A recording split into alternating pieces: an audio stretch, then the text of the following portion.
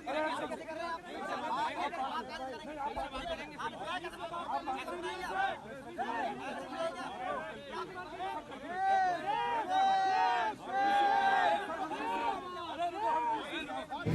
आज बेहयाई का ये आलम है कि जब इतनी दूर से बाहर से लोग चल के आए हैं तो ये आदमी हमसे मिलना नहीं चाह रहा है। हम तो पहले भी नहीं मिलना चाहते हमसे, लेकिन कम से कम जो इतने सीनियर हजरात बाहर से आए थे, जो ओल्ड बॉयज थे, जो आपसे भी सीनियर रहे हैं, आपसे बड़े बड़े ओहदों पे रहे हैं, आज वो जब मिलने आए आपसे तो आपकी बेहयाई का, आपकी सिस्टम की बेहयाई का आलम ये है कि आप उनसे भी नहीं मिलना चाह रहे हैं। ये कोई बहुत बड़प्पन की चीज नहीं है, ये कायरता है। ये टायरेंट जो होते हैं ना, कावर्ड जो होते हैं, जो छुपते हैं पीछे, ये उनकी वो है। ये एक्टिंग वाइस चांसलर ये समझ रहे हैं कि इस तरीके से करके ये किसी की शय पे रेगुलर वाइस चांसलर बन जाएंगे। इन्हें ये कौम, ये मिल्लत और ये लीग बिरादरी कभी माफ नहीं करेगी। जिस तरीके से ये बेहयाई दिखा के एक्ट का डायल्यूशन कर रहे हैं और कौम को गिरवी रख रहे हैं ये लोगों के जूतों पे जाके, तो ये कौम इन्हें माफ नहीं करेगी। ये आज तो एक वक्त है, ये अंदर देख रहे हैं सीसीटीवी बैठे हुए, और ये जान लें इस बात को कि आज वक्त इनका है ना, ये वक्त बदलते देर थोड़ी लगेगी। और यही पब्लिक होगी कि ये लोगों से माफिया मांग रहे होंगे सड़क के ऊपर और कोई माफ करने वाला नहीं मिलेगा लोगों को।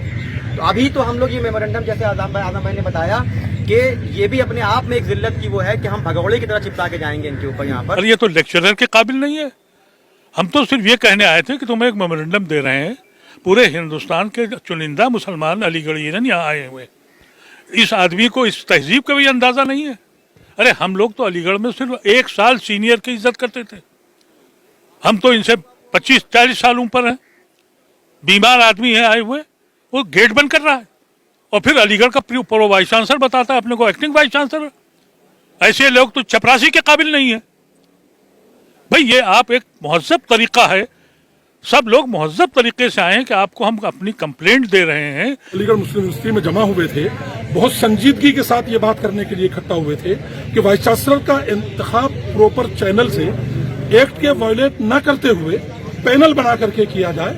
ऐसे अगर रिवायात चलती रही कि एक ने एक को बना दिया तो कल को यूनिवर्सिटी के लिए खतरात पैदा होंगे। सब लोगों ने ये तय किया कि सब लोग चल करके वीसी लॉज पर चल करके ये मेमोरेंडम दो। मेमोरेंडम में इसके सिवा कुछ नहीं है कि 30 सितंबर तक ईसी की मीटिंग बुला करके 5 लोगों का एक पैनल बनाया जाए और उसके बाद 15 अक्टूबर तक कोर्ट की मीटिंग बुला करके वो 5 लोगों का पैनल 3 लोगों की शक्ल में प्रेसिडेंट ऑफ इंडिया को भेज दिया जाए। ये एक बहुत ही साधारण तरीके की कोर्ट की, यूनिवर्सिटी की और एक्ट की बहाली की बात थी। वाइस चांसलर साहब ने इसको लेने के लिए तैयार नहीं हुए, प्रोक्टर को भेज दिया। 1-1.5 घंटे से लोग यहाँ तैयार हैं कि वीसी साहब आ जाएं, वो नहीं है। कोई बात नहीं, अब हम लोगों ने जब उसको यहाँ पर चिपका दिया तो प्रोक्टर के ऑफिस से लोगों ने उसको वहां से हटाने की कोशिश की और शायद हटा भी दिया। हमारे स्टूडेंट इस बात को लेकर गुस्से में है कि एएमयू के साबिक यूनियन के ओहदेदारान यहाँ आए और वाइस चांसलर साहब उनसे नहीं मिले, उनका गुस्सा बचा है।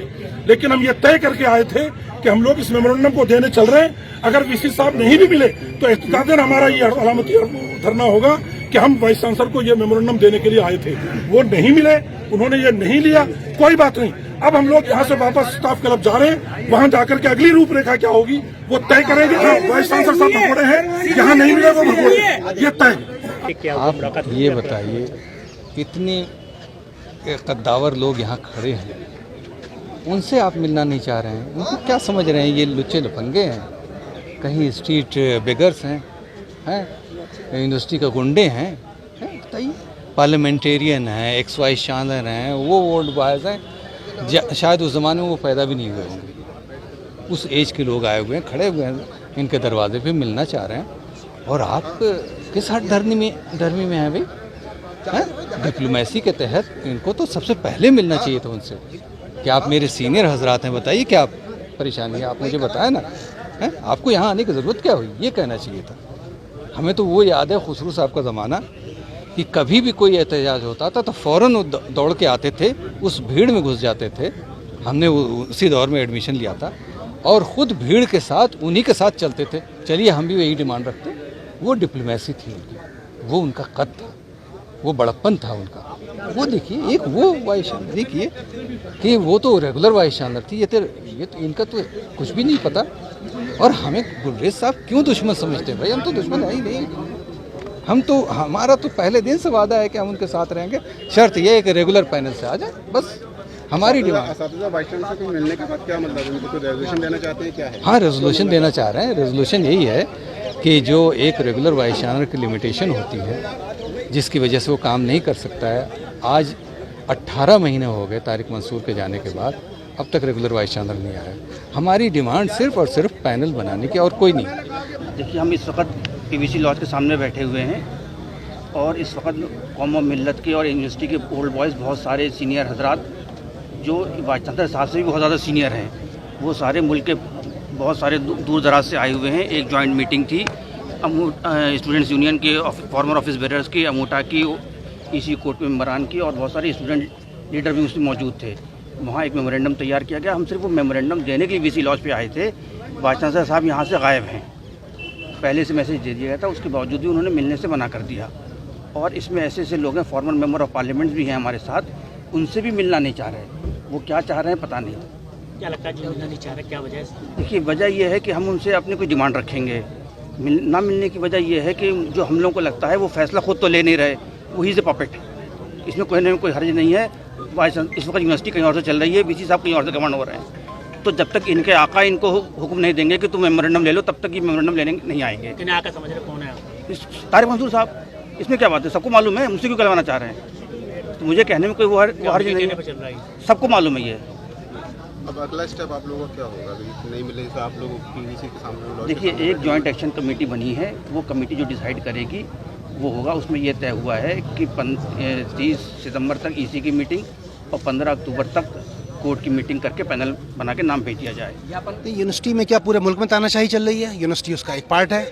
और जैसा कि मोदी जी ने कहा था कि एएमयू जो है वो मिनी इंडिया है, तो इंडिया में तानाशाही चल रही है, मिनी इंडिया में भी तानाशाही चल रही है, और उसी तानाशाही के खिलाफ हमारी लड़ाई है। कहाँ बैठे हैं?